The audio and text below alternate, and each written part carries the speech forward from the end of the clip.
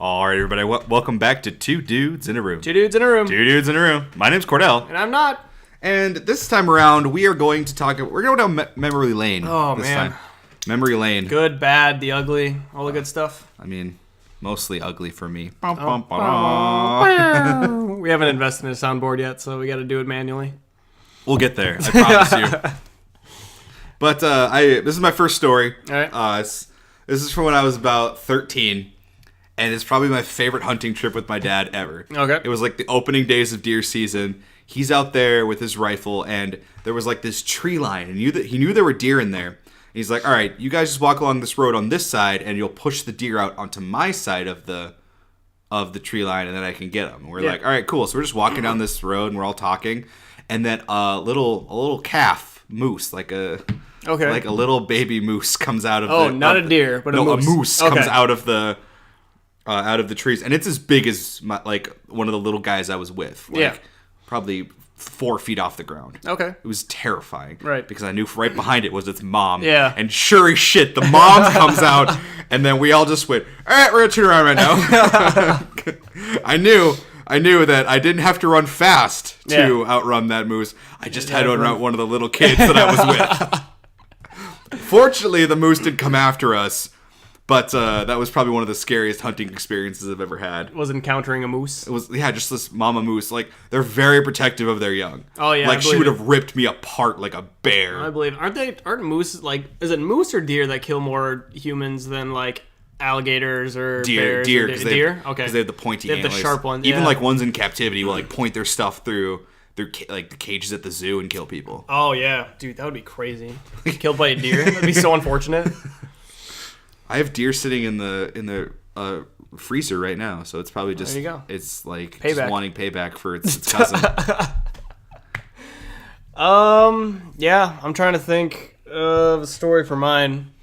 There's got to be plenty of good ones up in that old noodle. Yes and no, I guess. I mean, I'm trying to think. There was one time, it was actually with Alex, and I think it was Spencer and Kevin. We were probably around 13, 14, something like that. It was around the time where we couldn't drive, but we pretty much biked everywhere. Okay, gotcha. So we got really bored, and we went all along this road, and I didn't find it. I think Alex found it, and it's kind of like we were definitely not supposed to be back there because there's signs that says everywhere. No trespassing. Yeah, no trespassing, 3M property, whatever, will be prosecuted. Yeah.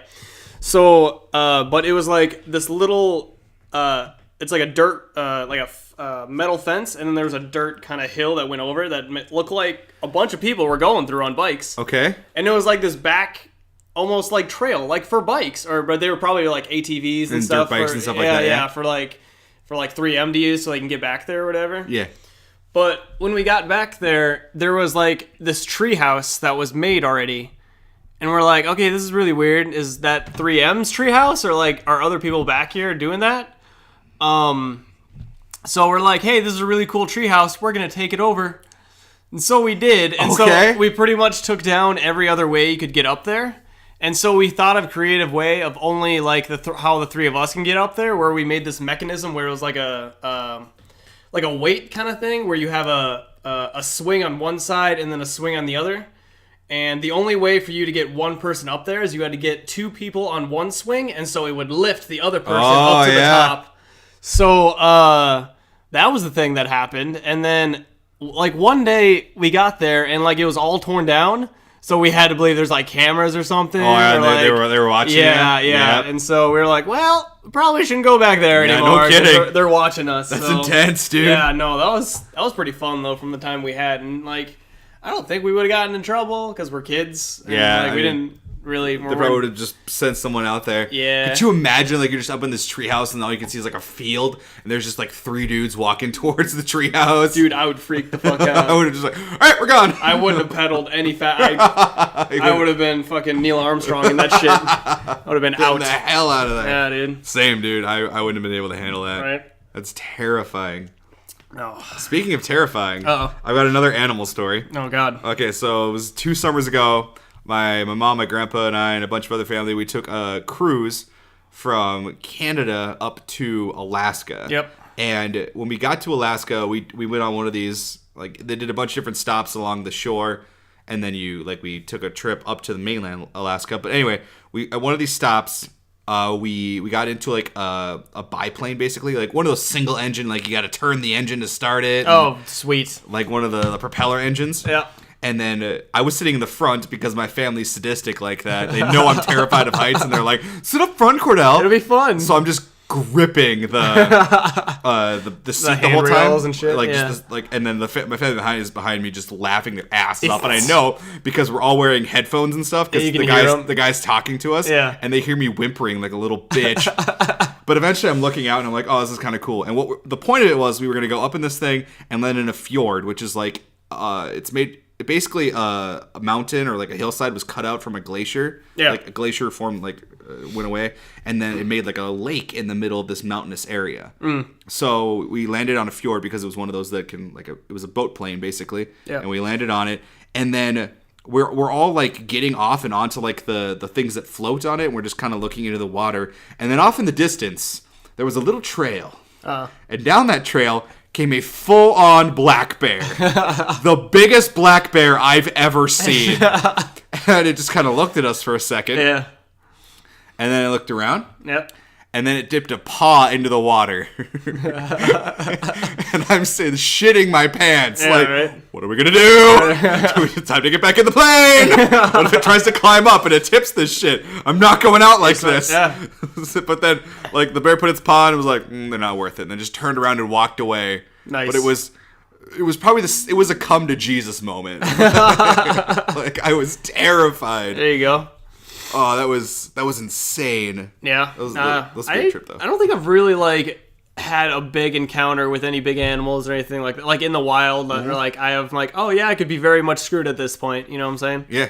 But yeah, no, dude, I've heard bears are big, and I've never seen one in person, but I could tell that I'd just be like, nope, wouldn't stand a chance against you, sir. There's 3 different kinds of bears you really need to worry about. There's brown bears, grizzly bears. Those are the ones you want to lay down and pretend you're dead, and then because that thing just it's once you're dead, it's like, all right, cool. Then there's black bears, and if you come into contact with a black bear, just start punching like a prize fighter because it's not gonna stop until it knows you're dead. Oh, okay. And then there's polar bears, and you're fucked if you come into contact with a polar.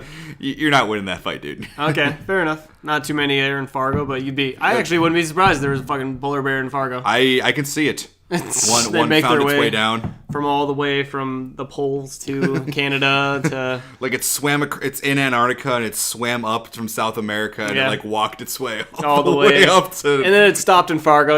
He's like, this is pretty close to what I'm used to. This is a good moment. I like this. Let's stay here for a while. There you go, vacation.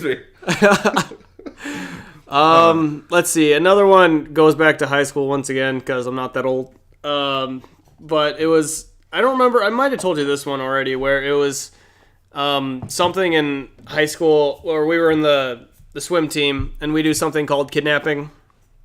Did you hear anything about this one? Kidnapping is the act of taking someone from their home against their will. Well, literally, yeah, pretty much. That's what it is. You could have had a better name than kidnapping. Yeah, there's probably a reason the principal didn't like it too much, but nevertheless, basically how it works is we were all seniors at the time, and he was his name is Chewy. I don't remember if he was a sophomore, freshman. He must have been a freshman.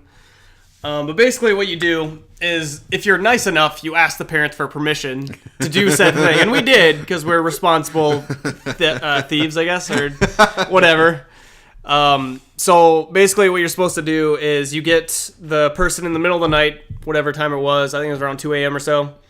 You wake them up, you make them do all this crazy shit, and then you take them out for breakfast to make it up for them. Yeah. So basically what we did... So the first issue was... Are you gonna confess to a murder right now? Yeah, we're gonna confess to a murder. No, he's still alive. He's good.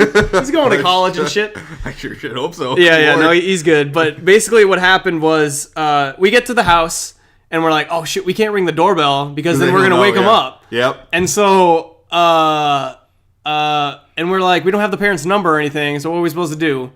And I'm pretty sure this is Kevin's idea. He's like, I'll just break into the house. We're like, yeah, that's a great idea.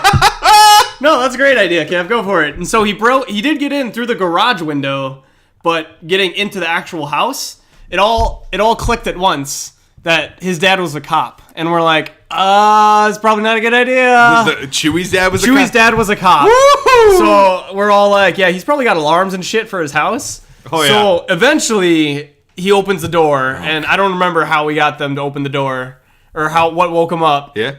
But we let everyone in. There was no alarms or anything. No cops were called, or he didn't shoot anybody, thankfully. And so the first thing we did is we all grabbed air horns and we, blew them out of the ocean using those things and shook them and did all that good stuff. And then we dressed him in, I believe it was a Justin Bieber shirt and then a tutu, and then we dumped glitter on his head and then kind of all around his whole body and everything. And then the first thing we made him do, if I remember correctly, is there's not a lot of shit open at 2 a.m. Yep. And so I think the first place we went to was a gym that was open or something along the line. Like it was a Planet Fitness or it was an LA Fitness. Okay. And so we made him go to the front desk and basically just made him rant about how much he loves Justin Bieber and he's got to do it for at least 5 minutes, 10 minutes or whatever.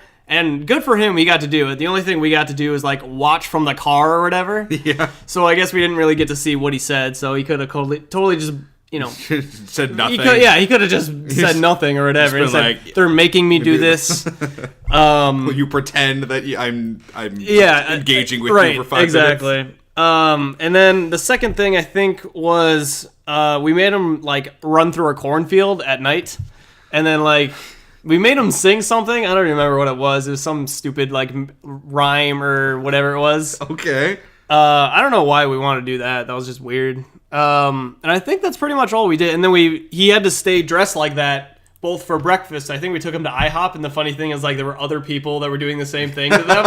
And so we gathered them together, and then they just fucked with the whole staff. It was so fun. That's beautiful. Yeah, and then they had to go to school dressed like that, so it was fun. It's good times. Good Lord. I know. So that was the time Kevin almost got shot. Kevin actually he's done a lot of weird shit. He's also zip-lined before, a one that we've made in the backyard. Oh, okay. It's not a smart idea no, whatsoever. Not at all.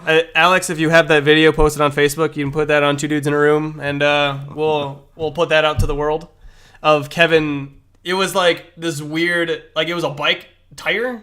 Not even a tire. It didn't have the rubber on it, so it was just the spoke part or whatever. Oh, yeah. And we put a rod through it, and there was this sketchy rope that was going across it. And so Kevin showed up later, but we convinced him that, oh yeah, we all did it. It was fine. It works just fine.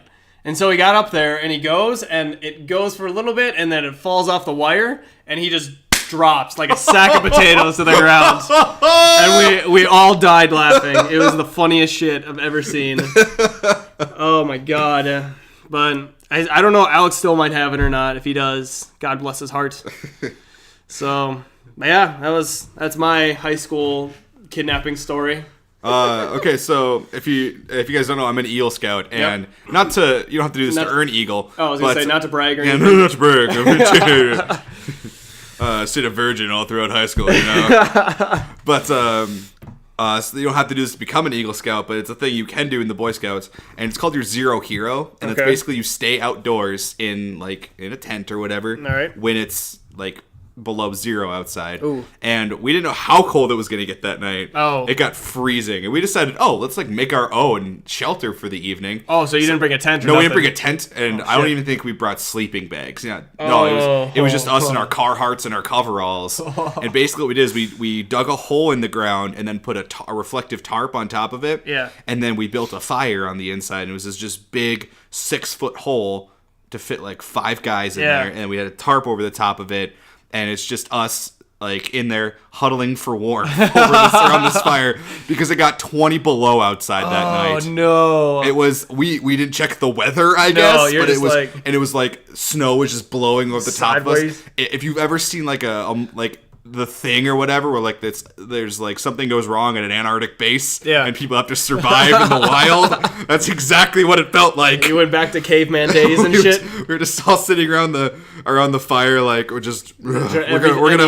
gonna make it through this, guys. It's like that scene in the first season of Pokemon where they're all huddling around Charmander's tail to stay warm in the cave. Wow. That was intense. And that sounds pretty rough. And then there's another thing we had to do it was called Wilderness Survival, and that's where you have to make your own shelter and stay outside for the night. Okay. So you can do that any time of the day. We ended up doing it in the fall, okay. and that night it got to like 25 degrees. Ooh. And that night we weren't prepared for cold weather, so it was just I did have a sleeping bag, but I just had like a light jacket. Oh no! And a sleeping bag, and basically my shelter was a tarp with hung over a rope with rocks on either side of the tarp to hold it down. Yeah. It was a cold night. I didn't get much sleep. Yeah, you're roughing it that day, I'm thinking. I've roughed it a lot. Like I don't remember if the ward's called the 100 below or something like that, but basically you stay outdoors in weather that's below zero until the below zero, like you add them all together and it equals 100 degrees or something like that. So like if I stay outside and it's 5 below zero, and the next day I stay out and it's 6 below zero, I have 11 below zero. And I have to do that until it gets to 100. Oh, okay, all right. And I remember. I'm pretty sure that's not Zero Hero. I'm pretty sure Zero Hero was just one night. Okay. Excuse me, but yeah, I think those are 2 different awards. Okay. I didn't earn the one for the 100 below because I'm not crazy. I didn't have that much commitment to the Scouts. Yeah. We did some crazy stuff. Going back to your zipline thing, over the summer, we have a thing at Camp Wilderness called Cope, and it's like for high adventure stuff. Yeah, yep. And they have a Cope course, and basically you the first part is you have like a miner's ladder, which is about 2 feet wide, and the bars are like an inch wide. Right. And you have to crawl up like, I would say it's 4 stories in the air. Oh, geez. And you climb up, and it's just hell on your forearms. Like, it's not a full ladder, so you have to grip it weird. And then you get up there, and you're on these bunny ears, which are basically, you're in a harness, and then there's 2 big old nylon straps, and then hooks, and you have to like hook yourself onto this wire it's meant to hold trucks. Like, you're not going anywhere. Right. I'm still scared of it, though, because I'm terrified of heights. Then you get all the way across, and then once you get across, you can either try these different obstacles, or you can go down the zip line. And the zip line is probably 400 yards, and you thought yours was sketchy. Yeah. There's a big old wire, and then you get into this harness type thing. You like hook on with your bunny ears, and there's another harness you get into, and then they just push you. And then there's like wheels on it, and you go like super fast, and then you get to the end, and there's 4 rubber tires, like car tires, and that's your brakes. Really? Yeah, you just run into a bunch of tires, or does it catches? It catches on the tires. Okay. It catches on these tires with like 100 feet before it hits another pole. Okay. And it just like stops you, and then it brings you back. I watched like a 300-pound man come zooming down this zip line thing, hit these tires, and just fly through the air for a couple dangling seconds. Like a goddamn booger. But yeah, it was like he was like at first he went horizontal, and then he was like horizontal this way, and then that way, and then he just like was dangling there, and I gave him the ladder to get down. It was amazing. Oh god, it was a good time. Wow, there you go, trip down memory lane. Yeah, that was a lot of fun. Yeah, let's come back to this one as well. See, we're just pumping out good stuff now, aren't we? We're just quality content. All right, we're gonna find this on the #1 trending on YouTube here pretty quick. Trip down memory lane. Embarrassing our very few fans that we have. Oh my goodness. But this has been another episode of 2 Dudes in a Room. 2 Dudes in a Room. All right, see ya. Have a good one.